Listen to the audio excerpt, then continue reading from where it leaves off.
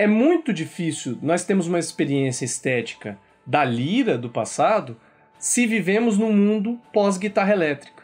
A nossa noção do que é suave e o que é tenso é muito diferente do que poderia ser a de um ouvido de um grego na Ática.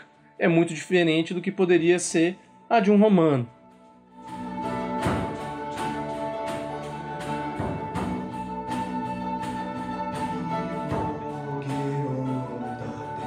Olá, meu nome é Guilherme Gontijo Flores, eu sou professor da UFPR, Universidade Federal do Paraná, dou aula no curso de letras lá na cadeira de latim e tenho uma trajetória sempre vinculada com a tradução poética. No caso, eu fiz um mestrado sobre as elegias de Sexto Propércio, apresentando uma tradução integral poética, que depois foi publicada em livro. E no meu doutorado, eu traduzi as Odes de Horácio, que permanecem ainda inéditas em livro. Depois disso, eu já publiquei os fragmentos completos de Safo, tudo que nos chegou até o momento, e também os epigramas de Calímaco, e participei como organizador e tradutor da antologia Por que Calar Nossos Amores? Poesia Erótica Romana. O que eu pretendo fazer aqui hoje é conversar com vocês sobre a experiência de performance de poesia antiga. A primeira coisa que eu quero conversar com vocês é a possibilidade de pensar os múltiplos usos da tradução de poesia antiga, ou não só de poesia antiga, mas da literatura antiga como um todo.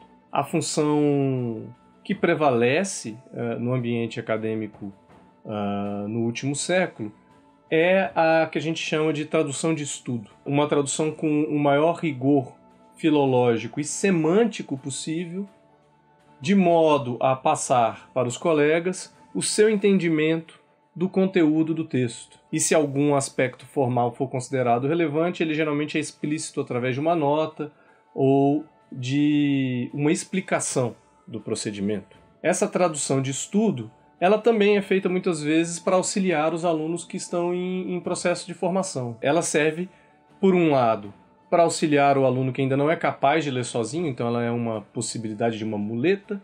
Por outro, ela é um modo de dar uma versão crítica do entendimento desse texto. Ela visa a expor o que a gente poderia chamar de tradição de leitura. Isso me parece muito importante, quer dizer, os textos antigos eles não são simplesmente legíveis, eles também têm uma história de legibilidade que são os modos de codificação para que esses textos sejam compreendidos hoje. Dado a pretensão acadêmica e esperada da academia de que se faça um trabalho com o maior rigor de saber possível, essa é a tradução que impera porque ela nos garante uma certa promessa de vínculo com o texto original. E esse vínculo é pautado, muitas vezes, pela noção de fidelidade semântica. Essa experiência da expectativa de uma fidelidade semântica muitas vezes nos leva a confundir o que é um parâmetro honesto e sério de tradução com um suposto objetivo,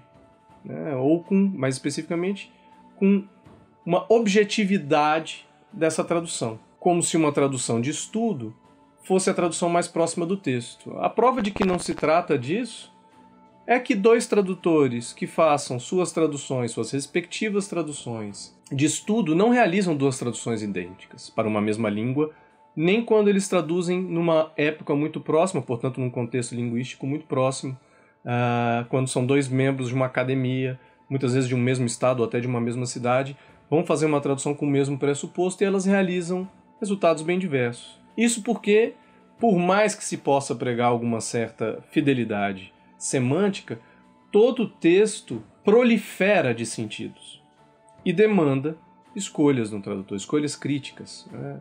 E essas escolhas críticas são o trabalho do estudioso. Isso quer dizer o quê? Que a tradução, assim entendo, ela não apenas desdobra o texto do passado no presente, mas ela busca ressignificar as possibilidades do texto no passado. E a cada vez que se estuda ou se traduz um texto, ele ganha camadas de legibilidade para o público posterior. Posso dar um exemplo que não é exatamente tradutório, mas que seria compreensível para a maioria dos interessados na poesia antiga. É praticamente impossível pensar que a legibilidade de Homero hoje não passe pela história da épica posterior a Homero. É preciso levar em conta que Virgílio é um dos codificadores das nossas capacidades de leitura de Homero, mesmo que hoje a gente possa ter todo um outro repertório para nos auxiliar nessa leitura. Muitas vezes esses filtros são tão poderosos que, mesmo sem ter lido essa obra, que altera a legibilidade de um texto anterior, ela nos altera. Nós somos mediados pelo modo como ela atravessou gerações e gerações de leitores. Falo isso tudo para pensar que, então, se a tradução tiver o potencial de ser uma revisão do texto original, revisão no sentido de ver de novo, ou uma ressensibilização diante desse texto que permanece aberto, portanto, o original não é um texto estanque, haverá muitos modos de traduzir. Não só dentro de um mesmo paradigma, como uma proliferação de paradigmas igualmente interessantes. Por exemplo, ao traduzir poesia numa tradução de estudo, pode-se capturar muito do que o texto diz, principalmente em relação ao seu contexto. E isso pode ser muito importante para entender conceitos da antiguidade, acontecimentos históricos, por vezes, ou desenvolvimentos do mundo das ideias. No entanto, o poema também se caracteriza por uma organização formal, material e expressiva que o singulariza. No caso da antiguidade, a presença do metro é uma coisa muito necessária, embora Aristóteles explique para a gente que a poesia não é apenas o metro. Se a gente fizer um tratado técnico em verso, não necessariamente isso será um poema. Mas não existe o contrário, como a gente tem no presente. Algo que não esteja no metro poderá ser um poema. Então essa é uma característica. Há uma série de outras características, como a própria especificidade de cada metro e o seu ethos, o seu caráter e a sua relação com a expectativa tanto de assunto quanto de contexto. É uma possibilidade, e sua tradição anterior. Traduzir a poesia na sua condição de poesia, ela tem um valor que, a meu ver, é acadêmico também, porque é ali que se ressensibiliza ou se propõe novas sensibilizações para a experiência do poema antigo, o que é um saber. Na verdade, a tradução é a produção de uma diferença. A primeira delas é linguística, a segunda é temporal. Ela sempre é posterior temporalmente e, portanto, se apresenta num outro contexto. Daí que a tradução é anacrônica, por definição. Não há uma tradução que não seja anacrônica. Cobrar da tradução que ela não seja anacrônica é se equivocar sobre a potencialidade da tradução. Se traduzimos um texto, é exatamente porque a relação de linguagem com ele já se coloca num tal abismo que é necessário produzir um novo texto paralelo como relação. E entendo que essa é um drama da área de clássicas, mas que poderia ser invertido como ser talvez um grande trunfo, né? Nós somos o espaço da anacronia, em que a ausência de uma relação sincrônica se estabelece como fundamento para um pensamento. Isso coloca para nós, como classicistas em geral, o dever de estar em dois lugares ao mesmo tempo, né? Olhando para esse passado, porém com os pés fincados no presente, e nós temos que responder eticamente a esses dois lugares. Eu gostaria de falar então muito rapidamente da minha trajetória para chegar à noção de performance. Eu, como tradutor de poesia, passei a maior parte da minha trajetória até o momento seguindo um paradigma que eu continuo ouvindo com muita frequência, que é o da impossibilidade da tradução dos metros antigos para as línguas modernas. Por um motivo muito simples. As línguas antigas se organizam em torno de sílabas longas e breves, para além dos acentos, enquanto nós temos apenas acentos, portanto, sílabas tônicas e átonas. É o caso do português, é o caso do francês, é o caso do espanhol, é o caso do inglês. Mesmo quando há uma presença de sílabas longas e breves, como, sei lá, a diferença entre sheep, ovelha, e ship, navio, em inglês, ela não é sistemática. Ela não se dá por toda a linguagem. A poesia antiga se organizava em torno dessa diferença básica das sílabas. Como é assim, a coiné do nosso pensamento é que não é possível recriar os metros do passado porque não temos a mesma organização linguística natural. Se não temos a mesma organização linguística natural, os derivados artísticos não podem ter a mesma equivalência. Por causa disso, eu fiz o que a maioria dos tradutores fazem no Brasil até o momento ainda, que é buscar criar, a partir dos metros da tradição, um metro possível para traduzir um outro método da tradição antiga. Então, quando fui traduzir Propércio, havia o dilema de como traduzir o dístico elegíaco, que é composto de um hexâmetro datílico, seguido de um pentâmetro datílico. Depois de olhar os modos como o hexâmetro foi traduzido, por uma série de questões que para mim eram importantes, como por exemplo manter o mesmo número de versos do original, me pareceu que a tradução do Haroldo de Campos era a mais conveniente para aquele plano.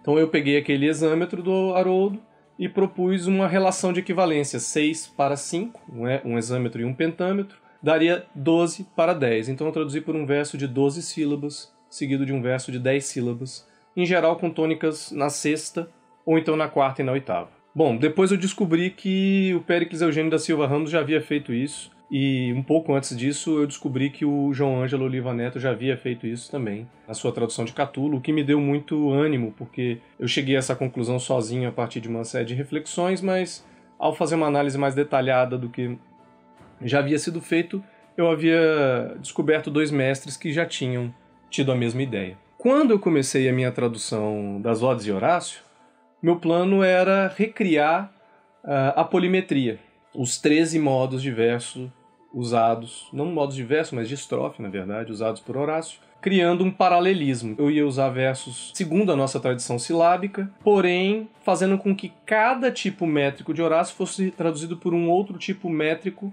em português, mas que sempre houvesse uma equivalência. Então, por exemplo, a ode 1,2 e a ode 1,10 estão escritos no mesma estrofe sáfica. Eu traduziria as duas por um mesmo metro em português a ser criado. Essa era a proposta porque eu entendo, continuo entendendo, que existe uma proliferação de leituras nas odes que são cruzadas por retomadas lexicais, temáticas e também métricas. Eu cheguei a traduzir 1,5 livro nesse modelo. No período da SBEC de Brasília, o helenista francês Philippe Brunet esteve aqui e apresentou uma série de trabalhos de vocalização, acompanhado de lira e às vezes de percussão, de poemas gregos, com dança, com canto e às vezes recitativo.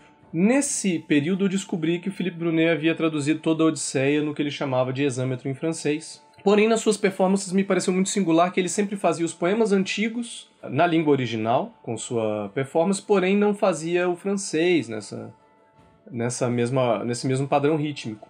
Só que ao ouvir as performances e ao ter a chance de passar uma semana com ele aqui em Curitiba, porque o meu amigo e colega Rodrigo Gonçalves tinha chamado ele para passar um período aqui dando um curso, me veio instintivamente a ideia de que se eu tivesse um padrão rítmico vocal, eu poderia traduzir o padrão rítmico vocal tal como eu já vinha traduzindo de modo informal para meu divertimento algumas canções. Isso quer dizer que ao tirar a abstração de metro e ao colocar o metro como uma performance vocal do texto antigo, eu poderia traduzir essa performance vocal no mesmo padrão rítmico. Isso não quer dizer uma recriação pura desse metro antigo. Um helenista também francês, Emmanuel Lascaux, ele tem um texto muito bonito em que ele fala que o que nós podemos fazer é transdizer e transcandir os textos antigos. Ou seja, ao colocarmos na nossa voz, nós não aspiramos uma pureza, mas as possibilidades de uma continuidade da experiência rítmica.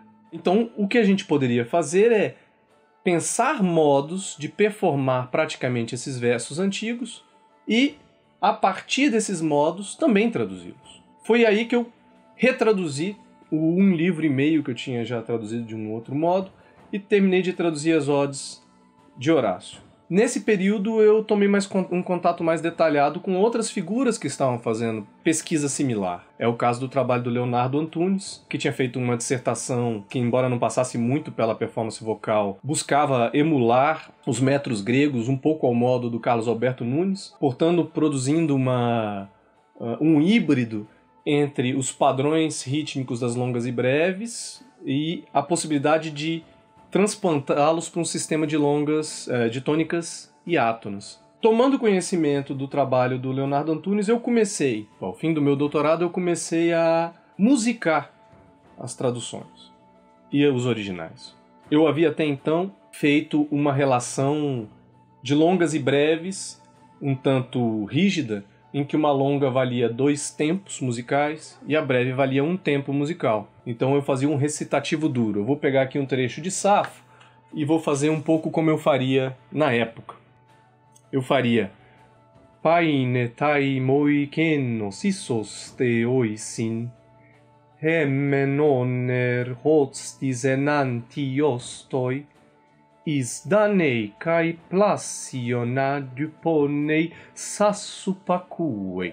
E aí, ao fazer esse padrão rítmico, eu extraía um tá, tirá, tá, tá, tá, tá, tá, tá, tá, tá, tá, tá, tá, tá, tá, no último verso. Que então eu traduzia e recitava também de modo razoavelmente duro como num deslumbre ofusca-me igual aos deuses, esse cara que hoje na tua frente se sentou bem perto e a tua fala doce degusta. Assim eu extraía um ritmo que não está natural na nossa língua, em língua portuguesa, não há longas e breves, tal como há no grego, mas eu distribuía as minhas tônicas de modo a poder alongá-las sem criar um efeito de estranhamento. Isso coincide quase sempre com a posição de tônicas no lugar das longas, porque eu fui ver que na canção brasileira as tônicas naturais da língua quase sempre ocupam tempos fortes do compasso ou sílabas longas. Em geral, uma preferência para que aconteça as duas coisas. E isso poderia ser um modo de ressensibilizar a nossa experiência, porque ela ressensibiliza a nossa experiência métrica auditiva e a nossa relação com os metros. Os metros deixam de ser abstrações textuais para serem experiências rítmicas do corpo e da voz. Isso, por exemplo, altera muito os sentidos de uma aula sobre métrica. De lá para cá, sempre que eu tive que falar sobre métrica, eu fiz questão de que os metros fossem, de algum modo, testados na voz, quanto às suas possibilidades de enunciação. E muitas vezes, ao fazer isso, nós, que estamos aprendendo esses metros antigos, percebemos que a gente decora o padrão rítmico e não um sistema abstrato de longas e breves. E que muitas coisas que aparecem como variantes do texto, como, por exemplo, a troca de uma longa por duas breves no exâmetro, se tornam muito lógicas musicalmente. A possibilidade de uma anáclase, que é a troca da longa pela breve em posição, porém mantendo o mesmo modelo de compasso. Uma coisa que acontece em métodos de Anacreonte, por exemplo. Tudo isso se torna, que pode ser explicado logicamente e abstratamente, se torna muito intuitivo. E a experiência da métrica se torna intuitiva e corporal. Nisso eu percebi a potencialidade de fundir a discussão sobre poesia antiga e sua vocalidade natural para execução com as relações que nós temos hoje de estudos da poética da canção. Como qualquer um de vocês sabe, há espaço para a canção nos cursos de letras, mas é um espaço muito reservado, quase sempre restrito a disciplinas optativas.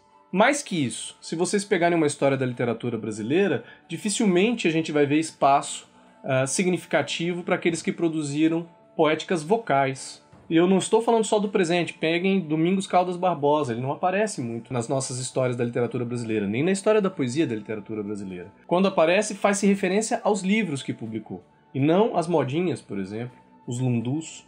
E isso vale para toda uma história. Quando a gente vai estudar desdobramentos do modernismo brasileiro, a gente não vê o que Noel Rosa estava fazendo, nem o que Cartola estava produzindo no começo da sua carreira. É muito singular que a gente não esteja ciente disso. Tanto é singular que ao falarmos que não existe organização de um dátilo em língua portuguesa, tal como existe o dátilo grego ou latino, com uma longa e duas breves, a gente basicamente fala isso porque não analisa o corpus da poesia vocal. Poesia vocal apresenta dátilos sistemáticos. Eu repito esse exemplo, mas Amigo, de Roberto e Erasmo Carlos, é feita em pentâmetros datílicos. Você, meu amigo de fé, meu irmão, camarada. São duas breves e uma longa. A Anunciação de Alceu Valença é feito em trímetros iâmbicos, bem puros, com uma breve e uma longa. Valsinha é feita de iambos também, de Vinícius de Moraes. Então nós temos um repertório de exemplos que já estão dados na música popular.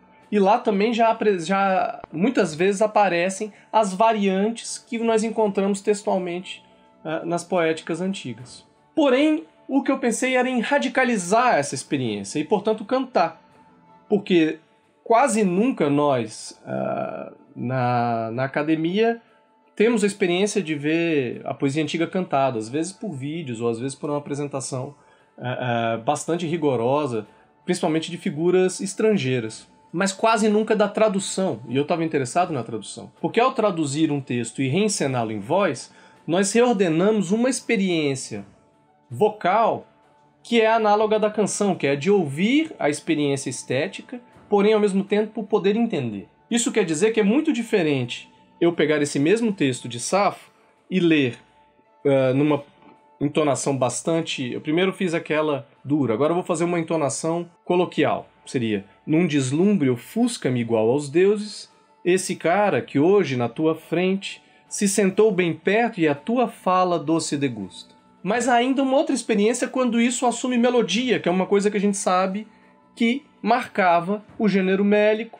e as muitas variedades da mélica grega arcaica. O que acontece então se eu canto Safo? Safo se aproxima da nossa experiência de canção.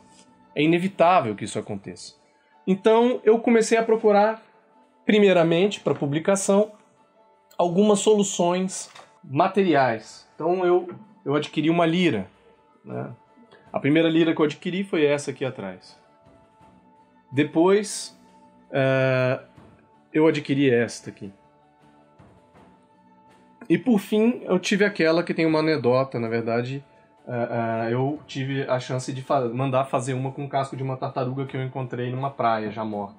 Depois a gente começou a procurar mais instrumentos e eu vou falar um pouquinho da pécora louca daqui a pouco. Um é o símbolo, que é um instrumento de percussão agudo. O outro é o aulos, que está aqui do lado. E também o tímpano, que não está aqui comigo hoje. Eu peguei aqui um tambor lacota como possibilidade. Na verdade é uma espécie de bodrã lacota, para tentar fazer essa recriação. E assim se produziu melodia, né? Então, novamente, faz diferença se eu tento repensar Safo, tanto em grego quanto no original, e na sua tradução. Então, aquilo que era painetai moikeno sisos theoisin pode virar painetai moikenos isos theoisin emenoner hostis enanti ostoi isdanei kai placionade ponei sassupacuei. E a experiência dessa textualidade se ressignifica, porque Safo deixa de ser um texto para poder voltar a ser uma experiência auditiva. Mas veja, mesmo entre nós classicistas, é muito raro quem tenha um desenvolvimento auditivo das línguas do passado a ponto de fruir delas, quando ouve cantado, a não ser que já conheça o texto. Quando eu faço isso em tradução, a minha própria dicção vocal muda, meu timbre muda. Isso já foi comentado em algumas palestras que eu dei. É inconsciente. É porque eu me vinculo a outras tradições musicais. Então, a tradução, apesar de ter a mesma melodia, mesmo padrão rítmico, ela se diferencia anacronicamente porque ela está em outro tempo. Então a minha tradução: num deslumbre ofusca-me igual aos deuses, esse cara que hoje na tua frente se sentou bem perto e a tua fala doce degusta. São experiências diversas. E eu quero acreditar que a potencialidade que se abre aqui, num modelo possível das traduções poéticas, é equalizar uma certa relação textual, porque toda a poesia antiga, principalmente a grega arcaica, ela era composta oralmente e executada oralmente, tanto nos modelos da ordem do improviso criativo durante a performance, que seria o da épica, quanto no modo de uma composição rígida e mais curta, que é o que a gente vê, por exemplo, na lírica. A poesia romana, que é muito posterior, e mesmo a poesia grega helenística, o clássico helenística, que já não é pautada pelo mesmo modelo da poesia arcaica, nós sabemos que o principal modo de circulação dela era vocal. Seja porque havia profissionais para fazer isso, seja porque a prática maior de leitura era em voz alta, mesmo quando sozinhos. Então eu passei a radicalizar essa solução textual apenas pelo modelo vocal, dessa recriação vocal, e passei a inserir melodias que funcionam tanto para o texto grego, latino ou em português. Então essa mesma estrofe sáfica serve para eu cantar Horácio. Eu compus, na verdade, a partir da Ode 138 de Horácio, mas hoje eu canto um fragmento de Safo com ele e posso usar minhas traduções na mesma melodia. Bom, quando eu tinha isso razoavelmente desenvolvido, O Rodrigo Gonçalves, que também estava muito empolgado com essas implicações, propôs que a gente criasse um grupo, principalmente para um grupo de teatro, porque o grupo do Philippe Brunet, chamado Demodocos, fazia principalmente teatro na França. Esse grupo primeiro traduziu o Catulo 63, o poema de Ates, numa disciplina que era ofertada pelo Rodrigo e eu frequentava, e a gente traduzia todos ao mesmo tempo o poema, decidindo verso a verso as melhores soluções. Por causa de um trocadilho que a gente fazia com 2 fins de verso de Catulo, o grupo se chamou Pécora Louca. Porém, em pouco tempo a gente percebeu que as nossas capacidades de teatro eram muito baixas. Não valia a pena a gente continuar pelo caminho do teatro. Nós éramos péssimos atores e na prática tínhamos pouco conhecimento de encenação, direção, figurino e por aí vai, dança. Então nós fomos para algo que nos parecia mais fácil, ir para música. Não porque nenhum de nós tivesse grande formação. Eu não tenho formação formal, nada formal em música, eu sou um autodidata.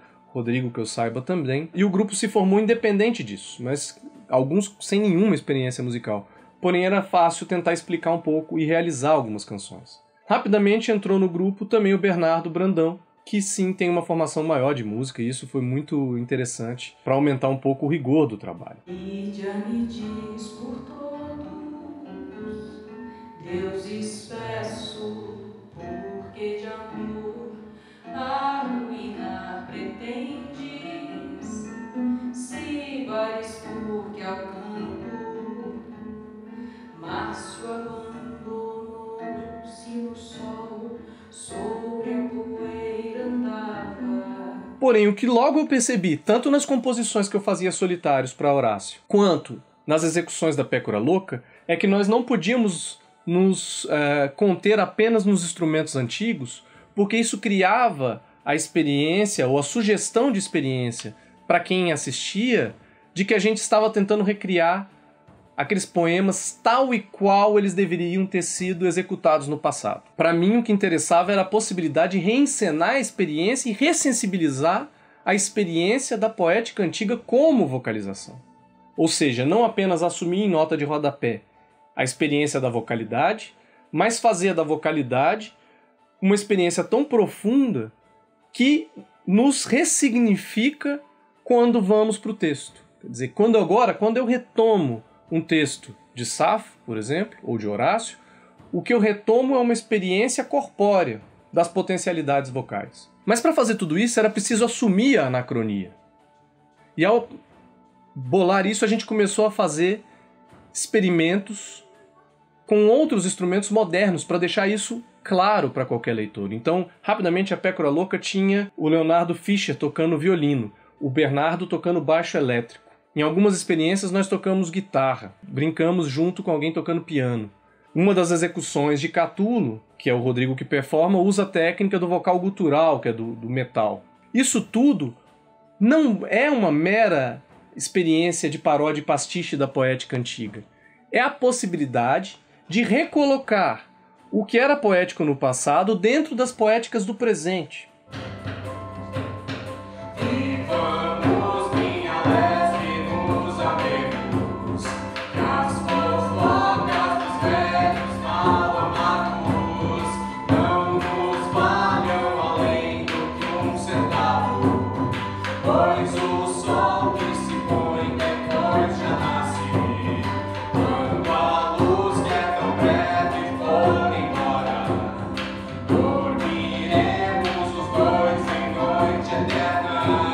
É muito difícil nós termos uma experiência estética da lira do passado se vivemos num mundo pós-guitarra elétrica. A nossa noção do que é suave e o que é tenso é muito diferente do que poderia ser a de um ouvido de um grego na Ática. É muito diferente do que poderia ser a de um romano. Então é preciso, se pensamos em tradução poética, voltar àquela noção de anacronismo. Tal como toda experiência interpretativa textual do passado é anacrônica fundamentalmente, também a tradução poética é anacrônica. E a tradução poética é aquela que lida muito radicalmente com sua condição de anacronismo, porque ela precisa responder a critérios de poeticidade do presente. Isso está na teoria de Haroldo de Campos, por exemplo. Não é possível fazer uma tradução poética do passado ignorando completamente os códigos de poesia do presente. Isso não quer dizer que é uma mera adaptação ao modo de Belo Infiel.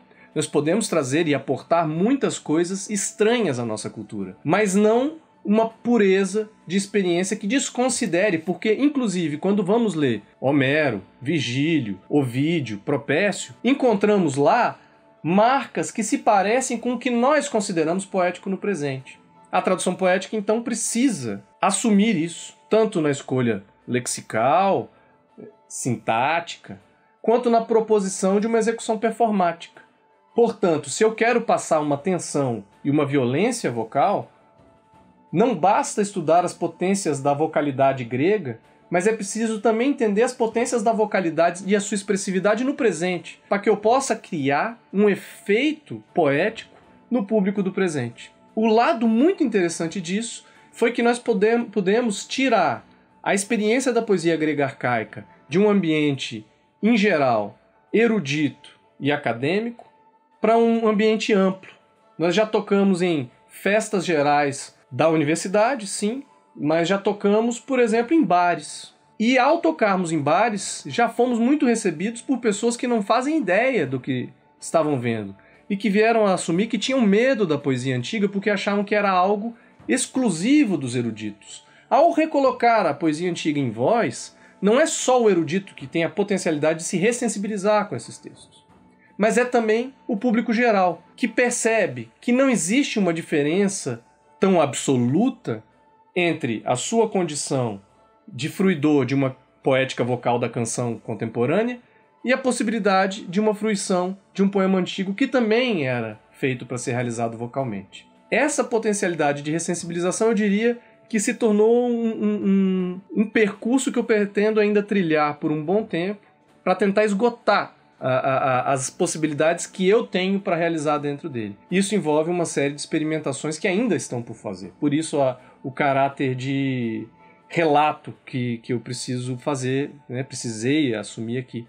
É preciso colocar minha voz. Um último detalhe que eu posso colocar antes de encerrar foi, de algum modo, para poder entender as poéticas antigas, eu tive que sair do meu lugar tradicional de tradutor silencioso que escreve no papel e publica apenas em livro, e o trabalho de professor, que na melhor das hipóteses dá uma aula sobre algo e usa sua voz para vocalizar textualmente, como eu estou fazendo aqui, para assumir um caráter de músico, mesmo não sendo músico profissional, mesmo não tendo formação.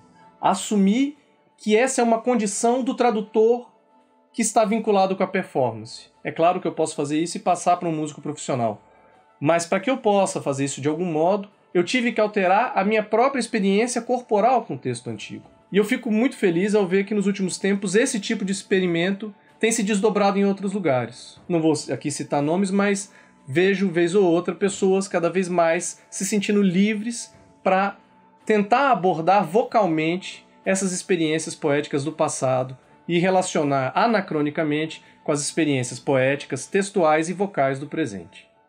É isso. Tchau.